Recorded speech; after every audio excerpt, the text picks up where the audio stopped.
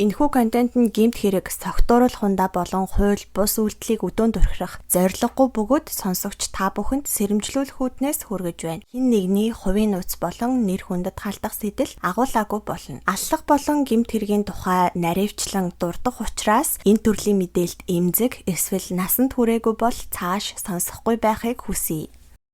Сайн байцгаана уу сонсогчдоо, та бүхэндээ сонсож байгаа цаг үеийнхэн мэндийг хүргэе. За энэ дугаараар архитан согтуурснаас үүдсэн бас нэгэн харамсалтай гэмт хэргийг та бүхэндээ ярьж өгөхөөр сонгож авсан байна. Бүгдээрээ ингээд шууд өнөөдрийн хэрэг рүүгээ орцгоё. 2022 оны 10 дугаар сарын 9-өөс 10-нд шилжих шөнө хан уулт дүүргийн 4-р хороонд нэгэн эмэгтэй хүүхдийнхээ хамт гэртээ унтаж байсан чинь орцонд нь юм хагарах, юм нурж байгаа юм шиг чанга чимээ гараад цочид сэрсэн. Тэгээ босоод харсан чинь шөнийн 2 цаг 8 минут болж исэн. Тэгэд нэг эрэгтэй хүн маш чангаар авраарай гэд бүр дотор сэртгийлгэм муухай орилсан байгаа. Ингээд энэ эмэгтэй шууд босоод сандраад хаалганыхаа дурангаар гүйж очиод харсан чинь хажуу айлынх нь яг хаалганых нь үүдэнд нь нэг эрэгтэй хүн дээшээ харсан байдалтай газарт хэвтчихсэн. Харин тэр хэвтэж байгаа хүний дээр нь бас нэгэн эрэгтэй хүн бүр дээр нь гараа суудсан. Баруун гартаа нэг зүйл барьчихсан бололтой яг одоо тод харагдахгүй байсан. Ингээд энэ эмэгтэй яралтай уцаа аваад цагдаагийн 102 дугаарт шөнийн 2 цаг 10 минутанд дуудлага өгсөн. Гэртээ хүүхэдтэйгээ хоёулахнаа байгаа эмэгтэй хүн туслая гэсэн ч өөрөө алуулчихгүй гэж айсандаа хаалгаач онгойлгож хараагүй хаалганыхаа дурангаар хальтхан харсан. Мөн түүний мэдүүлэгтээ дурдсанаар гадаа байсан 2 эрэгтэй хүний дээр нь сууж байсан хүн нь гартаа барьсан зүйлээрээ түг гэд юм нүдэд байгаа бололтой нилээн чанга чимээ гаргаж байсан гэдэг. Ингээд дуудлагүй цагдаагийн алба хаагчид ирсэн. Тухайн дуудлага өгсөн хаяг нь болохоор 3 дугаар давхарт байсан учраас шатаар алхаад дээш гартал 3 дугаар давхрын шатны орчинд цустай хүний хүлэм мөрөөсөн. Уг мөрийг дагаад явхад 3 дугаар давхарт байх 11 тоот хаалганы гадна очисон. Гэвтэл хаалганы гадна маш аимшигтай дүр зураг цагдаа нарыг угтаж авдаг. Тодруулж хэлэх юм бол дээгүүрээ цээж нүцгэн бараа өнгийн өмдтэй гуталгүй дээш харсан байдалтай толгоо нь ертөнцийн зүгээрээ хойд зүг рүү чиглэсэн. Хамгийн гол нь толгооноос нь бүр маш их цус гараад нүүр гих зүйл бараг л харагдахгүй хамар нүд энтер нь цөмрөөд улаан ялга болцсон эрэгтэй хүн байж байсан. Түүнийг цаашдаа бүгдээрээ хохирогч гэд яриад явъя. Тухайн хохирогчийн амнаас нь цагаан өнгийн хөөс сахарсан байдалтай байсан бөгөөд цагдаа нарыг ойртож очиход дотгошоогоо хідэн удаа урт амьсгал авснаа дахин амьсгалахгүй болчихсон. Дуудлагаар очисон 2 цагдаагийн алба хаагч бол хохирогчийн цээжин хэсэг дээр нь 10-аас 15 удаа зөөлөн дарж хиймэл амьсгал хийх гэж оролдсон боловч харамсалтай нь хохирогч дахин амьсгалаагүй. Тиймээс түргэн тусламжийн 103 дугаарт заалгаж дуудлага өгчхөөд цустай хүлээн мөрийг дагаад буцаад явхад 3 дугаар давхраас дээшээгээ шатаар өгсөөд тэгснэ буцаад нэг давхар руу явсан байхаар нь хүлийн мөрийг дагсаар агаад байрны гадна гарсан чинь цэнхэр футболктой хар бараа өнгийн өмдтэй гуталгүй хөл нүцгэн 30 орчим насны эрэгтэй хүн явж исэн. 2 цагдаа түүнийг хөөе гэд дуудсан чинь шууд эргэж хараад тэр хоёр руу ойртоод тэгэнгүүтээ би алсан. Тэр муу навш миний эхнэр охин хоёрыг бузралсан гэд орилоод эхэлсэн байна. Ингээд тэр хүнийг 2 цагдаа барьж аваад газарт хэвтүүлж гарыг нь ард нь гавлаад машиндаа суулгаад хэргийн газрыг хамгаалалтанд авсан. Нэмэлт бүрэлдэхүүнийг дуудсан байна. Одоо бүгдээрээ шууд шүүхийн шинжилгээтэй танилцаад тэгээд дараа нь хэрэгтэн хохирогч нар хэн байсан, тэгээ юу болсон тухай нь ярилцъя. 2022 оны 26-49 дугаартай дүгнэлтэнд тусгаснаар хохирогчийн цогцост хийсэн шүүх эмнэлгийн задлан шинжилгээгээр гавал тархины битүү гэмтэлтэй, цус харвалттай, тэгээд гавлын ясны урд хэсэг нь хугарчихсан. Тэр ч бүхэл баруун талын хацарны яс нь бүр бүхэлдээ салаад тэгээ хоншоорынх нь нас нь бас хугарчихсан. Хид хідэн шүд нь хугараад буйл нь хавдаж цус хурсан. За тэгээд нүүр хүзүү мөр хэсэгтээ хөхөрсөн, зулгарсан, няцарсан зэргийг бол бүр үнэхээр тоолж баршгүй. Үнэхээр бүр нүүр гих зүйлгүй болчихсон. Хохирогч ийм байдалтай байсан. Дээрх гэмтлүүд нь болохоор мохой зүйлийн маш олон удаагийн үйлчлэлээр тухайн хэрэг олсон цаг хугацаанд үүсгэгдсэн шинэ гэмтлүүд бөгөөд яг энэ гэмтлүүдээсээ болоод амнасаа алдсан нь тогтоогддог. Шинжээчийн мэдүүлснээр энэ төрлийн гэмтлийг авсан хүн зарим тохиолдолд тэр дороо нас бардаг, зарим тохиолдолд бол ухаангүй хідэн цагаас хэд хоног хүртэл байж ч бас болдгийм байна. Гэхдээ энэ төрлийн гэмтэл авсан хүн амь нас нь аврагдах ямар ч боломж байхгүй. Ухаангүй болох хүртлээр өвдөлтийг мэдэрдгийм байна. Тэгэхээр хохирогчийг одоо өвтгөн шаналгасан гэж үзэж байгаа. Тэгээд онц харгас хэрцгийгээр хүнийг алсан гэсэн үндэслэл болж байгаа юм байна. За хэрэгтний хувьд гэх юм бол Монгол улсын иргэн 1995 онд төрсөн. За хэрэгт холбогдох үедээ 27 настай байсан юм байна. Урд нь ял шийтгэл эдэлж байгаагүй юм байлээ. Тэгээд эхнэр хүүхдийнхээ хамт амьдардаг. Шинжлэх ухаан технологийн их сургуульд суралцахынхаа хажуугаар нэгэн компанид гэрээт ажилтнаар ажиллаж байсан. За хэрэг болсон байр нь болохоор дөнгөж ашиглалтанд ороод удаагүй орон сууц байсан. Харин хэрэгтний ажиллаж байсан компани нь болохоор тэр байрны засвар үйлчилгээтэй холбоотой ч юм уу те эсвэл барилгын гүйцэтгэгч компани ч юм уу те ийм үйл ажиллагаа явуулдаг байгууллага байсан юм шиг байлаа. Яг одоо ямар чиглэлийн тодорхой байгууллагт ажиллаж байсныг нь бол мэдэж чадсангүй. Ямар ч байсан тухайн өдөр буюу 10 дугаар сарын 9-ний бүтэн сайн өдөр тухайн орон сууцны нэг айлын домофон нь ажиллахгүй байна гэд хэрэгтэн тэр домофоныг янзлахаар очсон байгаа.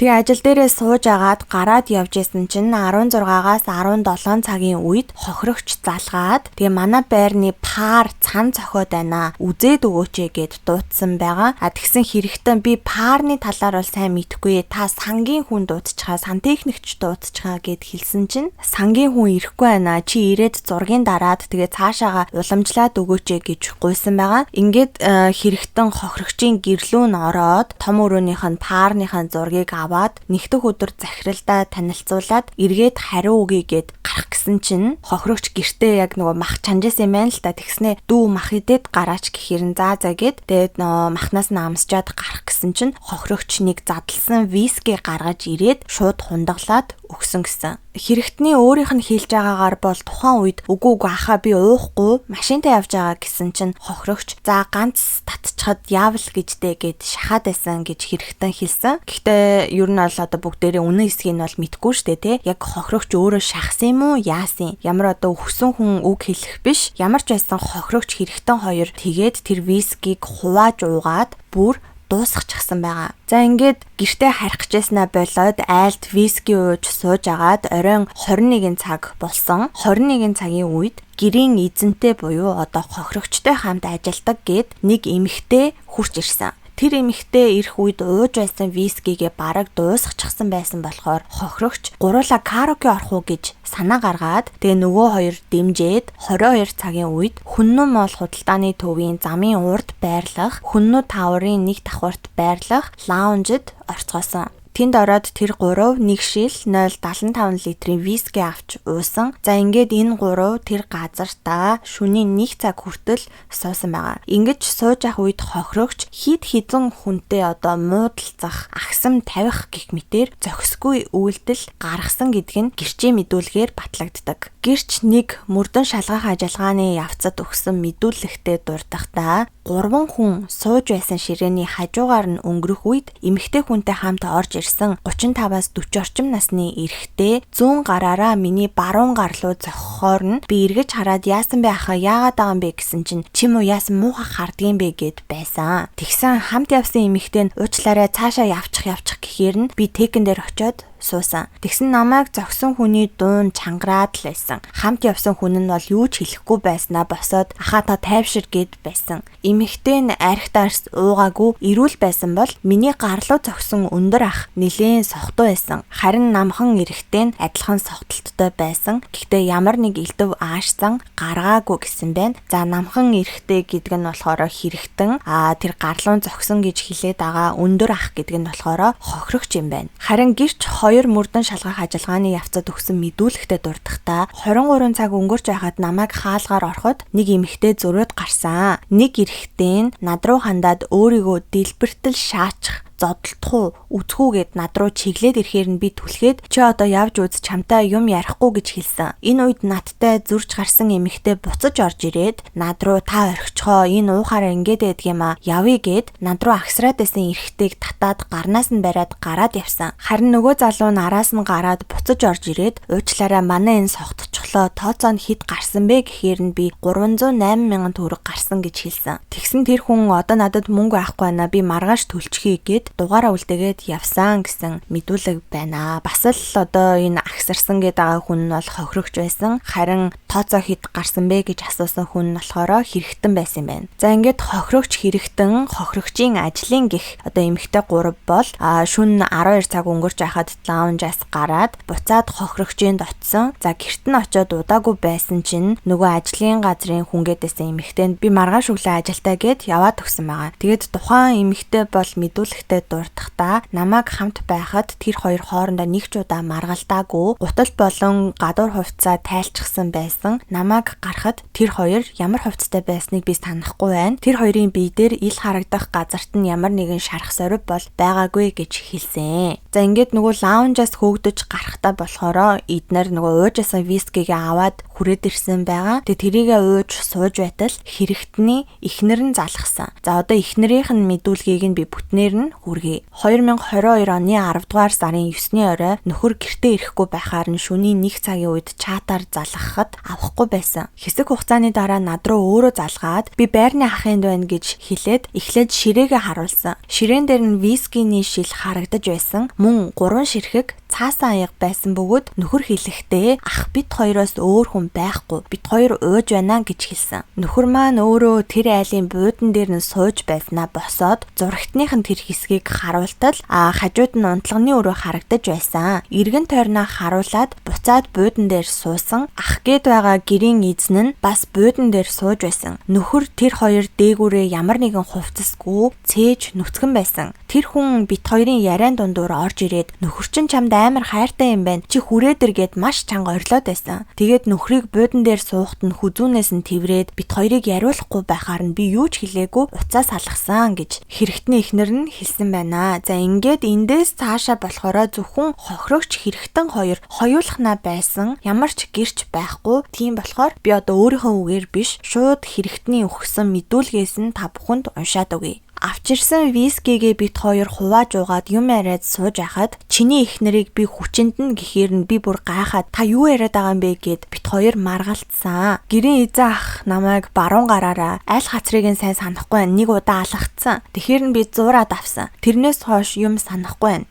Чи эхнэртэй базуулчихсан юм уу? Чи 6 хувиар байр авчгаад яаж эхнэр авсан юм бэ? Наад авгаа чинь яасан даварчихсан авгаа вэ? Хүн явуулаад хүчндүүлээд өгье гэхээр нь би гинэт уурлаад та юу яриад байгаа юм бэ? Та наад үгээрээ миний охиныг хүртэл доромжилж байна гэж би хэлсэн. Тэгсэн чинь босож ирээд миний хоолоноос боогоод авгаагаа дийлэхгүй байж над руу бити томроод гэж хэлсэн. Тэгэхээр нь би 2 гарыг нь түлхсэн чинь буудангийнханд иргэд шалан дээр унсан. Тэгэд би гэрээс нь гарах гээд гутлаа өмсөх гэсэн чинь босож ирээд алнаа гэд над руу ирэхээр нь би хаалгыг нь онгоолгоод гарсан чинь ардаас хурж ирээд намайг бариад авсан. Тэгээ бид хоёр зууралдаад би тэр хүнийг газарт унгаагаад дээр нь гараад гараараа цохиод байсан. Яг хідэн удаа цохисноо санахгүй байна гэсэн мэдүүлгийг хэрэгтэн өгсөн байдаг. За энэ мэдүүлгийг уншаад бол би гайхсан. Энэ одоо гараараа хүний нүрийг тийм амар болтол нь цогчдсон байх та гэсэн чинь гараараа цохоогүй чулуугаар зогсон байна лээ. Яг ямар учиртай чулуу байсан бэ гэхээр хохирогчийн байр нь бол ашиглалтанд ороод удаагүй байгаа гэж хэлсэндээ тэгсэн чинь хотхны гадна фасадыг нь хийжсэн 60-ыг харьцах нь 90 см-ийн хэмжээтэй чулуун хавтан байсан. За фасадны хүндэрсэн хэсгүүдийг нь засахдаа засвар хийжсэн хүмүүс нь орцны цонхоор гарч засж агаад тэгээд орцонд нь одоо хуучин хавтангаа үлдээчихсэн байж магадгүй. Нэг бол одоо энэ давхрын аль нэг айлынхын тагтных нь гişгүүр юм уу эсвэл ханын чулуунд хуураад тэгээд дахиад сольсон байж магадгүй. Ямар ч байсан нэлээд зузаан чулуун хавтан орцонд байж таарад тэгээд тэрийг аваад нүүр нүдгүй хохирогчийг зохичихсан байсан. Мөн дээр дурдсанчлан байр ашиглалтанд ороод удаагүй учраас угаасаа сууц өмчлөгчдийн холбоо сөөхтэй байгуулагдаагүй байгаа. Орцон дотор гадна нь ямар ч хяналтын камер суйрлуулаагүй байсан. За нэмэлт мэдээлэл өгөхөд яагаад энэ фасадны чулуун хавтанг орцон дотор байсан байгаагүй тухай ингэж тодтогч ярьж гэнэ вэ гэхээр хэрвээ байгаагүй хэрэгтэн өөрөө зорж авчирсан бол зүйл анги нь өөрчлөгдөөд явах юм бэлээ. Тэгээ мэдүүлгээс нь харахад тийм амир пилтагаар зогсон байж иж гараараа зогсон гэж хэлсэн болохоор ер нь өөрийнх нь мэдүүлэгт итгэхэд миний хувьд бол бэрх санагцсан. За хохирогчийн хууль ёсны төлөөлөгчөөр нь бол дүүн шүүх хуралдаанд оролцсон. Тэгээ хохирогч болохоор ээжтэйгээ хамт амьдарч исэн бөгөөд яг хэрэг гарах үед ээж нь эмнэлэгт хэвтчихсэн юм байна. Тэгээд цагдаа нар хохирогчийн том ахынх нь утасны дугаарыг олоод өглөө 5 цагт ар гэрээхэнд нь энэхүү харамсалтай мэдээг дуулгасан байдаг. Тэгээ гэрийнх нь энэ мэдээг авмагцаа цагдаа дээр очиж мэдүүлэг энэ төр өгчөөд өглөөний 7 цагийн үед хохирогчийн гэрийн гадаа буюу хэргийн газарт ирэхэд мал нядалгааны газар буюу бойны газар шиг болчихсон байсан гэж хэлсэн. Түүнээс гадна хохирогчийг удаа зогсон гих 60-ыг харьцах нь 90 см-ийн харьцаатай чулуун хавтан нь бүр 35 ширхэг жижиг хэсэгт хуваагдсан байсныг хохирогчийн хууль ёсны төлөөлөгч нь дурдсан байна. За шүүх хуралдаан бол 2024 оны 3 дугаар сарын 18-ны өдөр хангуул дүүргийн эрүүгийн хэргийн анхан шатны шүүхэд болсон. За шинжилэн судалсан дээрх нотлох баримтууд нь эрүүгийн хэрэг хянан шийдвэрлэх ажиллагааны журам шаардлагыг бол огт зөрчөөгүй. Тухайн хэрэгт хамааралтай агуулгын хувьд бол зөрөөгүй. Үйл баримтыг хангалттай тогтоож чадсан бөгөөд дээрх нотлох баримтуудыг үгүйсгэсэн няцаасан баримт бол байхгүй. Тэгээд тухайн баримтуудаар шүүгдэгчийн гин буруугийн асуудлыг бол шийдвэрлэхэд хангалттай байна гэж шүүх үнэлсэн байгаа. Тэр ч утгаараа бас шүүхийн шийдвэрийг нь уншаад бэлтгэхэд бол надад бас хялбар байсан. За эрүүгийн хуулийн тусгай ангийн 11-р зүйлийн 2 дахь хэсэгт хүнийг алах гэмт хэргийн хүндрүүлэх шинжүүдийг бол зааж өгсөн байт юм байлээ. Та бүхэнд бас дэлгэцэн дээр харагдаж байгаа байх. 2-ын 1-дэр зааснаар онц харгас хэрцгийгээр гэдэгт бол хүнийг алахын өмнө буюу алах явцдаа хохирогчд олон тооны шарах гэмтэл үүсгэж, өвтгөж шаналгасан, тарчилган зовоосон, мөн учруулсан гэмтлүүдийн улмаас амь хохирогчд зовж зүдэрхээр байдал бий болгосон байхыг хэлдэг. За тухайлах юм бол хохирогчийг өлсгөж цангаасан, осгоосон, шатаасан, хайрсан, түлсэн. За тэгээ хохирогчийг тарчилгах зорилгоор бусад хэн нэгэн түүнд тусламж үзүүлэхэд саад учруулсан, ойр дотны хүмүүсийнхэн дэргэд алсан, тэднийг шаналгасан зэрэг аргыг хамааруулан ойлгохоор заасан байдаг. Дээр дурдсан хохирогчийн толгооноос нь бүр маш их цус гараад нүүр гих зүйл бараг л харагдахгүй, нүд хамар ам нь бол бүр цөмрөөд улаан ялга болчихсон байснаас үзэхэд бол гарцаагүй онц харгас хэрцгийгээр хүнийг алсан болох нь батлагдаж байгаа. Ингээд шүүгдэгчийг хүнийг алах гэмт хэргийг онц харгас хэрцгийгээр үйлдэлсэн гин буруутайд тооцоод 13 жилийн хугацаагаар хорих ялаар шийтгэж нээлттэй хорих байгууллагад ял идлүүлэхээр шийдвэрлсэн байна. Мөн шүүгдэгчийн талаас хохирогчийн хууль ёсны төлөөлөгчд оршуулгын зардалд 30 сая 500 мянган төгрөг төлж барагдуулсан юм байна. За ингээд дараагаар нь бол 3 орчим сарын дараа хэрэгтний талаас нийслэлийн эрүүгийн иргэн давзаалдах шатны шүүхэд бол гомдол гаргасан байсан. Давзаалдаж буй гол агуулгыг нь би багцлаад хэлэх юм бол хохирогч нь шүүгдэгчийн ойр дотны хүн болох их нарыг нь хүчинд нь гэж хүч хэрэглэхээр занал хийлсэн. Доромжилсан буюу хохирогчийн өөрийнх нь зөв бус үйлдэлийн улмаас шүүгдэгч тус гэмт хэргийг үйлдсэн гэж өмгөөлөгч нь бол маргаж байгаа. Гэхдээ прокурорын зүгээс болохоор хохирогчийн биед 40 гаруй тонны шарах гэмтэл үүсгэчихсэн. Тэгээд хохирогчийн бүр тархин бяцарчихсан байдалтай байсан. Гэмт хэргийг онц харгас хэрцгий аргаар үйлдэсэн нь үндэслэлтэй байна гэж үзээд анхан шатны шүүхийн шийдвэрийг бол хэвээр нь үлдээх саналтай байгаагаа илэрхийлсэн. Уул нь бол эрүүгийн хуулийн тусгай ангийн 11-р зүйлийн 2 дахь хэсгийн 1 дахь заалтанд буюу онц харгас хэрцгийгээр хүнийг алсан бол 12 жилээс 20 10 жил хүртэл хугацаагаар эсвэл бүр бүх насаар нь хорих ял оногдуулах ийм хуулийн санкцтай байдаг. Уул нь бол анхан шатны шүүхээс харин ч бүр 13 жилийн хугацаагаар ял оногдуулад хорих ялыг нээлттэй хорих ангид идлүүлэхээр шийдвэрлсэн. Ер нь бол хөнгөн гэж ойлгож болно.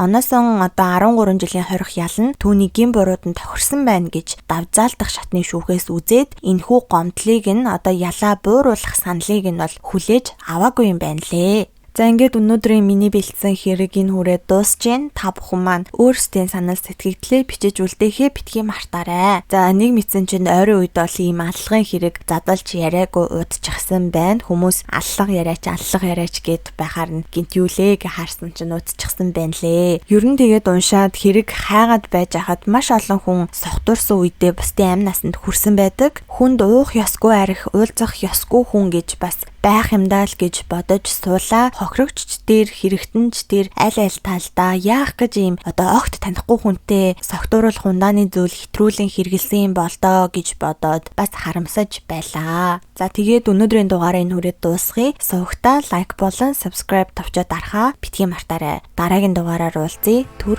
баяртай.